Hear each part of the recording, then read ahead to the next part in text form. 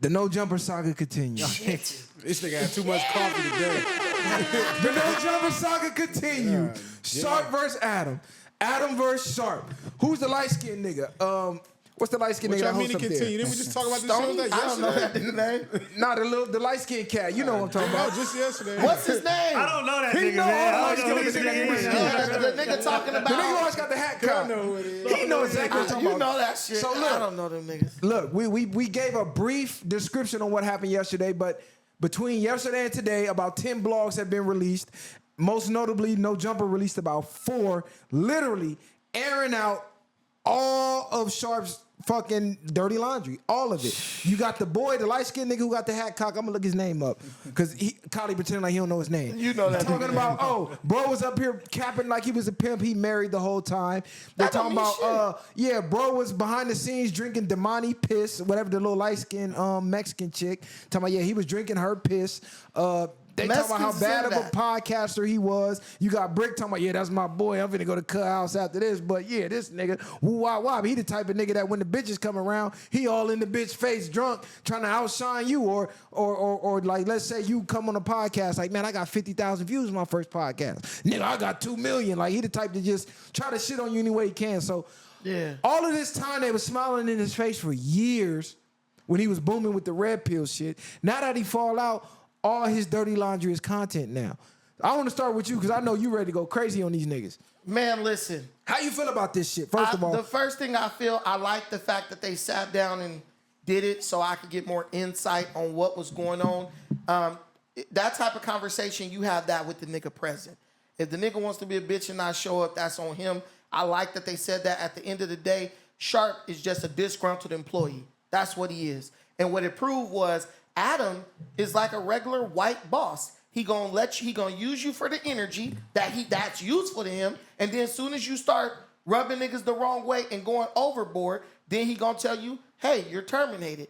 I look at Adam like Adam lost a lot of his like street cred because he's really running No Jumper like just a legitimate business. I never had no street cred. Well, he got a little bit because he went to some hoods and shit. But what I'm saying, as far as like people looking at the bro like him, like, oh, he could come to the cookout. He understands niggas. He don't understand niggas. He understands niggas to be exactly what they are. No, he do understand niggas. That's why he use them the way he use them. He use them. Yeah. Exactly. He used you for what you good for. But man, when you heard them talking and it was kind of unanimous, damn, listen, Sharpe, them niggas was never your friends, bro, for real. Because to sit up and talk about a nigga like that, but keep saying he your homie and stuff like that, that's not your homie. You just were waiting for an opportunity to try to kick the nigga when he was down. But if Sharpe was acting the way they say he was, and I never watched none of his stuff. I think I watched one thing where he was arguing with some females.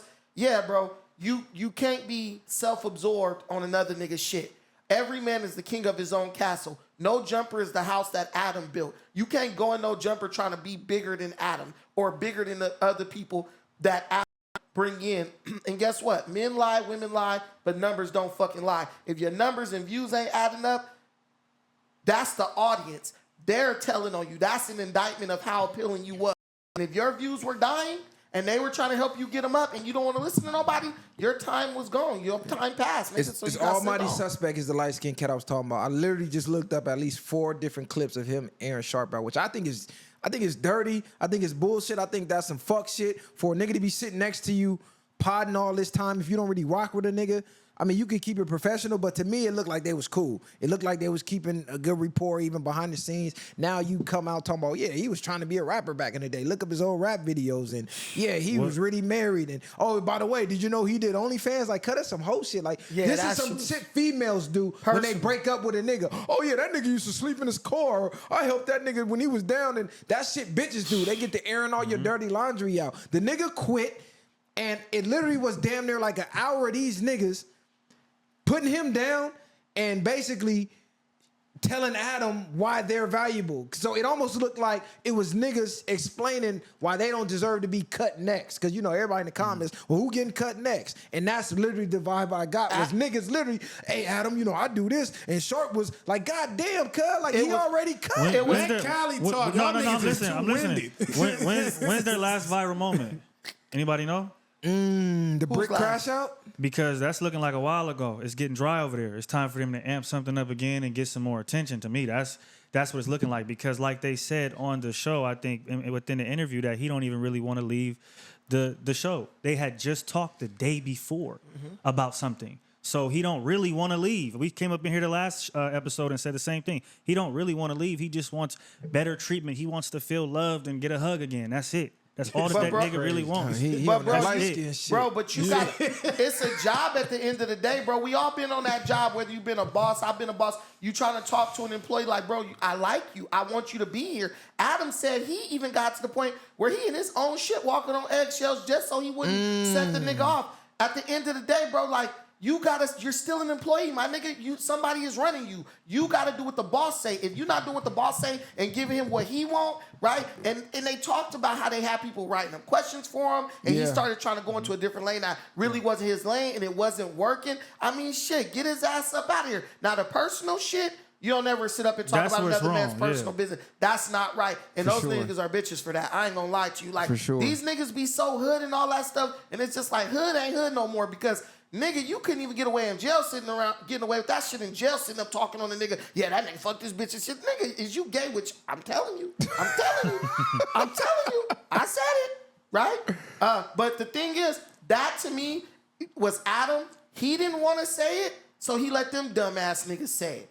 And he just sat there kind of sitting back like, yeah, see, that's what I was. He's puppet master. But see, this is what Adam was saying. He's done that in every scenario. They'll have an interview, and instead of doing research on the person that they interview, and Cuz flip the interview into him and relate everything about the topics to him. Talking about he said they got a whole Kevin Gates interview that he made so weird and uncomfortable, which I don't even know how you do that. With the shit Kevin Gates talk about, he said it was too crazy to even release, so they got that in the vote. And then on top of that, he said the last straw was they went to some dinner or some nice professional spot, I guess, to talk about content. Yeah. It was a lot of notable people in there, some close to the table, some not. And it was in particular 3 women sitting here, and bro come in drunk as shit talking about, yeah, you know, I fucked this bitch in the pussy last night. Like hella vulgar and real wild, disrespectful, making the company look crazy. And it's like, that's good for content, but it's like, nigga, we sitting here in a 5-star joint with all these business people. You loud as fuck. Yeah, I fucked this bitch in the pussy, and like, goddamn, bro. At the end of the day, it don't matter. They knew what the fuck they got dealing with Cuz. You knew what you was getting, and now outside of him being himself on the content, you're mad that he's really himself everywhere he goes. So now you're frustrated about that more so. Other people probably getting in your ear about it. And like we said, the numbers is going down, things is changing, and now you getting fed up about it. But like I just said, to sit there and basically air out Cuz shit is just like, well, y'all know what y'all getting into nowadays. More niggas is gonna talk about you as soon as you walk away. What he say? But the Nick. I feel like the personal shit is definitely crossing the line.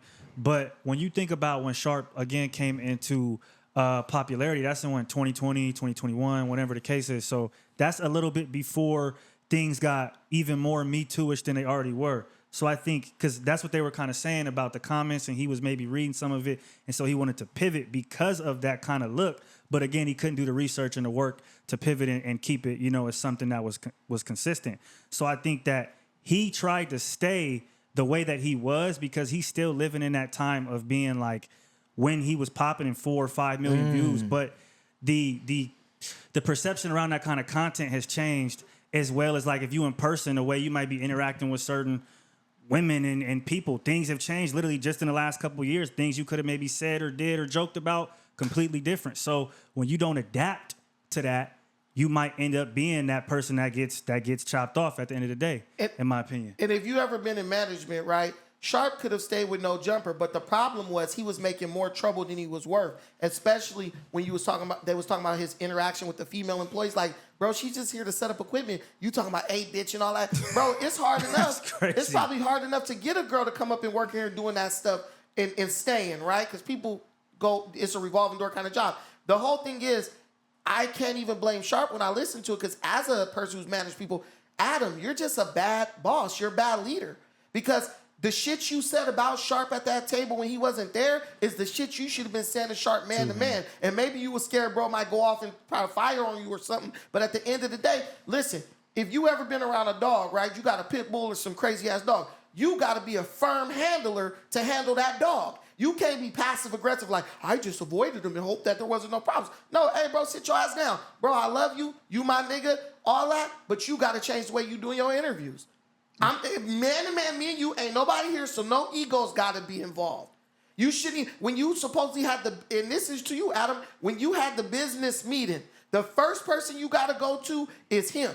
The Bible says if a man is offending you, go to him and let him know. And then if he won't listen to you, then bring somebody else. But when you went to him, did you talk to that dog the way that dog needs to be talked to for him to really understand that you meant business? Or were you being passive aggressive, typical white ass boss? I'm going to be passive aggressive and avoid confrontation, and you dealing with a real motherfucker. You got to come at that dude on some real shit. And I just don't think Adam got that realness in him like that. He rather just deal with somebody like I remember when Cred was on the show.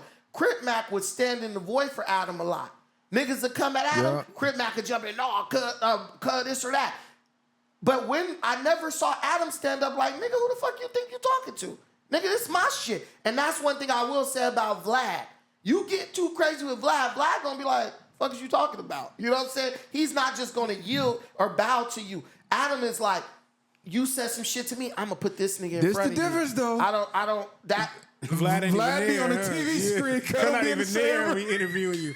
You're not even in person, nigga. You he's not there in person. On a TV screen on Zoom while you in that empty ass room sitting by them drums. Oh, I didn't know that. That's why Cud be talking over niggas and all that. Because Cud don't be there. Damn, it sounds impeccable, nigga. Oh God, it sounds is wild. This is the bottom line with Adam. You know what you getting when you deal with Cud, and you know it's a temporary thing. Like you said, it's a revolving fucking door. So go up there, build your platform, utilize it for what it could be utilized for. Make it work for you. Don't let it work against you. That's what a lot of these niggas did. Now Sharpe is in between a rock and a hard place because it's only so long you could keep blogging on No Jumper and your disgruntledness and how they fucked you over. Okay, after about a month of this, I ain't even gonna say a month, a couple weeks, that's gonna run its course.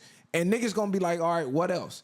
It's like the T-Rail thing. When they was going back and forth with No Jumper, and it's like, all right, cuz, we get it. Stop talking about the nigga now. You say he didn't make you.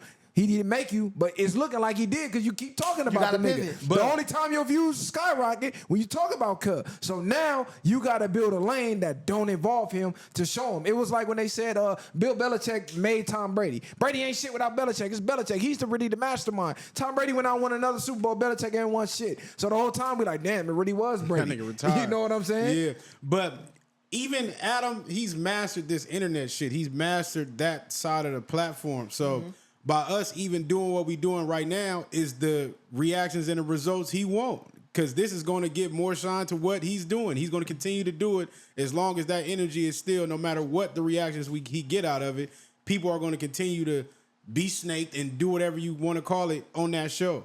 Every nigga going to be in line. Everybody got their turn. It ain't really too many people who you staying loyal to, especially if you got skin as black as me. Man, niggas could fuck his wife for the right price. It's no loyalty. Shit. Stop using the word loyal with these niggas. It's business. The only thing that's loyal in business is that bottom line. When are y'all gonna understand that? But that's why they say don't mix family in business. Because when that bottom line comes getting in danger, guess what? And executive decisions got to be made. You might even got to cut your own fam. They're not gonna understand that shit.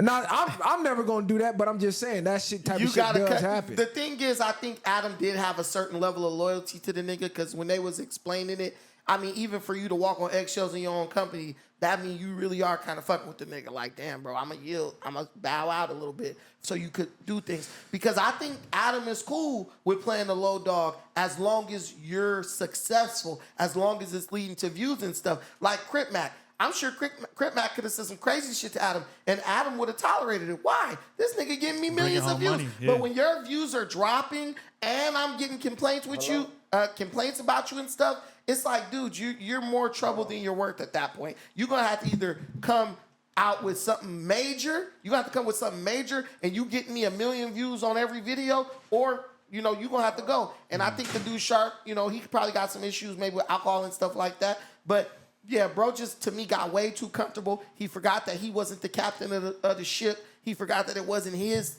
situation, and he didn't realize that he could be let go. And ultimately, if a bunch of people saying, man, bro, don't listen to nobody, and they saying that shit about you, you had to have rubbed niggas the wrong way. Multiple people. Do I think it was right to talk about his personal business? No. But at the end of the day, if you're creating a hostile workplace, your ass is gone. I'm gonna say this though. Sharpe, keep your head up. Like I said, build your San Diego coalition. You can come holler at the Viral Way. We can sit down. We can talk about it. We can do an interview. You know, we can make it happen. Let's talk about what really happened behind the scenes. Let's make it go viral the Viral Way. You feel me? You can talk about yourself the whole motherfucking show. The whole motherfucking show. Look, I gotta go make a pickup. Y'all got any final words? Nah, that's the end of that. That's the end of that, yeah. That's the end of that? Yeah. You sure? I'm solid, yeah. You sure? Yeah. This a fellow light-skinned nigga, so I'm trying to let you have the I'm last good. That word. nigga You is feel me? Mexican, bro. I'm just saying. He look Mexican. Hey, good. share, like, subscribe to the channel. Viral Gang, we be back at y'all with some high power shit soon. Stay tuned. The Viral Way. Bang. Hey, let's do this.